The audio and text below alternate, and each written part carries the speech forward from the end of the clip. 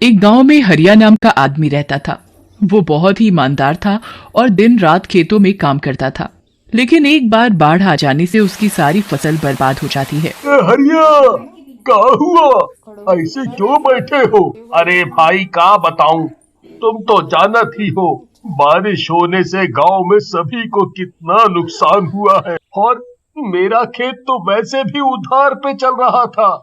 हाँ भाई, पर अब क्या करोगे? हाँ भाई, क्या करें, कुछ तो सोचना ही पड़ेगा। अब मैं चलता हूँ।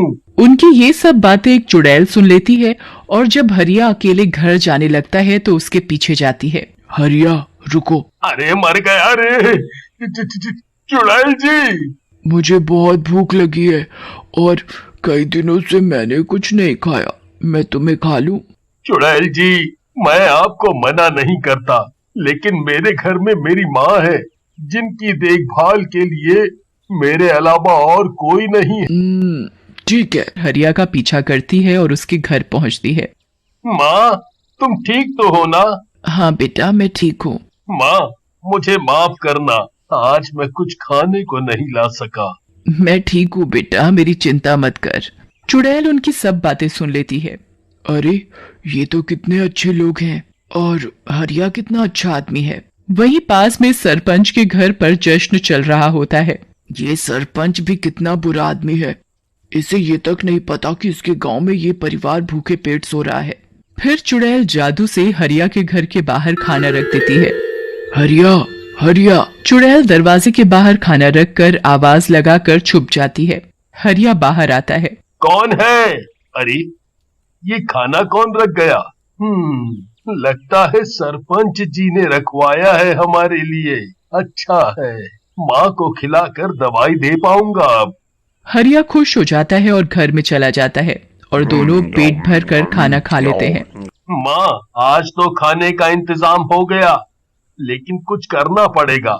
रोज तो ये दावत नहीं होने वाली। क्यों ना मैं मिठाई का काम शुरू करूं? चुड़ैल खिड़की से उनकी बातें सुन रही होती है। हाँ बेटा, तुम्हें जैसा सही लगे वो करो। मेरा आशीर्वाद तो हमेशा से तुम्हारे साथ ही है। फिर अगले दिन हरिया लड्डू बनाता है और छोटी सी टोकरी में उन्हें बेचने निकलता है। लड्डू ले लो, लड्डू ले लो, मीठे मीठे लड्डू, ताजे लड्डू। वाह हरिया भाई, ये लड्डू का काम शुरू करे हो का? हाँ भाई, अब क्या करें, जीने के लिए पैसा तो चाहिए ना। हरिया पूरा दिन गांव में घूमता है और उसके कुछ लड्डू बिक जाते हैं। कुछ दिन बाद उसके लड्डू बिकने बंद हो जाते हैं। लड्डू ले लो। अरे भाई, लड्डू ले लो क्या? भाई कितने लड्डू खाएं? मेरी बीवी ने कहा है कि कोई और मिठाई भी लाओ, जब देखो लड्डू ले आते हो। अब क्या करें भैया? चुड़ैल हमेशा हरिया के साथ अदृश्य रूप में साई की तरह रहती है। अरे ऐसे तो ये हरिया फिर से भूखा मर जाएगा। मुझे कुछ करना होगा। फिर एक दिन हरिया रात में घर आ रहा होता है तो उसे एक सुंदर लड़की राखी मिलती है और वो रो रही होती है। अरे का हुआ, काहे डुसक डुसक के रोवत हो? देखो, हमरे लड्डू नहीं बिके हैं तो हम रोवत है कोई? मेरा इस दुनिया में कोई नहीं है, इसीलिए रो रही हूँ।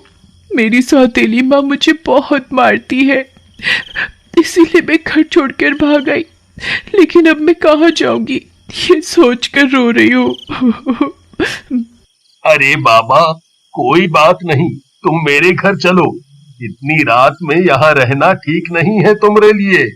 चलो, पर हाँ, मैं बहुत गरीब हूँ और कभी कभी भूखे पेट सोना पड़ सकता है तुमको, देख लो। कोई बात नहीं, मैं सच में रह सकती हूँ तुम्हारे घर। हाँ चलो, जब तक तुम्हें कोई और ठिकाना ना मिले तब तक रह लेना, और जब तक चाहे रहो मेरे घर में। फिर हरिया राखी को अपने घर ले आता है। रात हो जाती है और सब सो जाते हैं। फिर डरावनी आवाजें आने लगती हैं और राखी चुड़ैल के रूप में बदल जाती है। तुम सच में बहुत अच्छे हो। तुम्हारे पास कुछ नहीं, फिर भी सबकी मदद करते हो। तुम किसी भी अमीर आदमी से कहीं ज्यादा बेहतर हो। मुझे तो तुमसे प्यार हो गया। तुम चिंता मत करो, तुम जब सुबह उठोगे तो सब ठीक पाओगे। फिर चुड़ैल रात में अपने जादू से बहुत सी मिठाइयाँ बना देती है। अगली सुबह जब हरिया उठता है, अरे ये इतनी अच्छी खुशबू कहाँ से आ रही है? हरिया और उसकी माँ बाहर जाकर देखते हैं तो उनकी रसोई में तरह तरह की मिठाइयों के थाल रखे होते हैं। अरे माँ, ये क्या? ये मिठाइयाँ यहाँ कैसे आईं? आपने बनाई क्या? नहीं बेटा, मुझे कहाँ ये शहरी मिठाइयाँ बनानी आती हैं। तभी चुड़ैल राखी के रूप में वहां आती है। हरिया, ये सब मैंने बनाई है। यही नहीं, मुझे बहुत कुछ बनाना आता है। अरे वाह!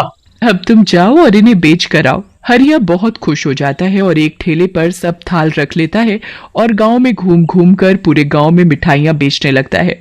कुछ ही घंटों में उसकी सारी मिठाई बिक जाती है और हरिया को बहुत मुनाफा होता है। माँ, राखी, ये देखो पैसे! हमारी सारी मिठाइयाँ बिक गई। फिर इसी तरह रोज रात में जब हरिया और सविता सो जाते तो चुड़ैल अपने रूप में आती और जादू से मिठाइयां बना देती।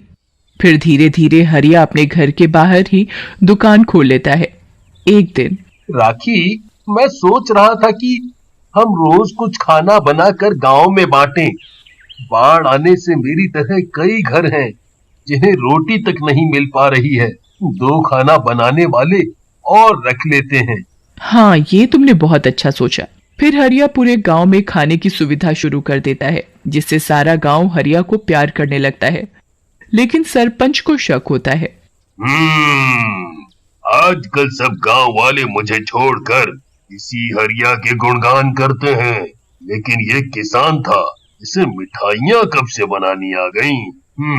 पता करना पड़ेगा। अगले दिन सरपंच अपने 2 आदमियों को हरिया के घर पर नजर रखने को बोलता है और जब रात में राखी चुड़ैल रूप में आती है तो उसके आदमी उसे देख लेते हैं और सरपंच को जाकर बताते हैं। अरे बाप रे, चुड़ैल! ओह, तो ये चुड़ैल हरिया की मदद कर रही है। सरपंच अगले दिन एक तांत्रिक को लेकर हरिया के घर जाता है। चुड़ैल, बाहर निकल! शोर सुनकर सब गांव वाले भी जमा हो जाते हैं। अरे सरपंच जी, क्या हुआ? हरिया, ज्यादा अच्छा बनने का नाटक खत्म कर। ये लड़की चुड़ैल है और तू इसी की वजह से पैसे वाला हुआ है। चुड़ैल, अब तेरा खेल खत्म। चुड़ैल को गुस्सा आ जाता है और वो अपने असली रूप में आ जाती है, जिसे देखकर सब गांव वालों की आंखें फटी की फटी रह जाती हैं। अरे राखी, ये क्या? तुम चुड़ैल हो? हाँ, मैं वही चुड़ैल हूँ जिसे तुमने पहली बार अपना खाना खिलाया था। तुम्हारी अच्छाई देखकर मुझे तुमसे प्यार हो गया और मैंने तभी सोच लिया था कि मैं हमेशा तुम्हारे साथ ही रहूंगी और तुम्हारी मदद करूंगी। लेकिन तुम इतने अच्छे हो कि पैसे आने के बाद भी अपने गरीब गांव वालों को नहीं भूले। बस, तेरा खेल खत्म। चुड़ैल, मैं तुझे भस्म कर दूंगा। लेकिन सब गांव वाले आ जाते हैं और बाबा को पकड़ लेते हैं। अरे, ये जैसी भी हो, पर इसने हम गरीबों को 2 वक्त का खाना दिया है। ये चुड़ैल है, लेकिन राक्षस तो ये सरपंच है बाबा। हाँ, सही कहा भाई। ये सरपंच तो अपने में ही खुश था, इसने कभी हम गांव वालों को नहीं पूछा। हम इस चुड़ैल राखी को और हरिया को किसी को छूने नहीं देंगे। हाँ, अरे मुझे छोड़ दो, मुझे सच का पता नहीं था। हरिया, तुम इस चुड़ैल से शादी कर लो, जिससे इसे चुड़ैल की योनि से मुक्ति मिल जाएगी। फिर सरपंच को भी अपनी गलती का एहसास होता है और सब मिलकर हरिया और राखी की शादी करा देते हैं।